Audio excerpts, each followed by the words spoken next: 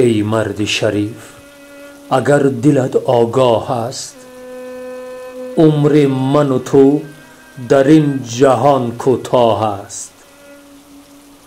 اینجا بدعا باش که قبرستان است، خاک تن درویش و وزیر و شاه است.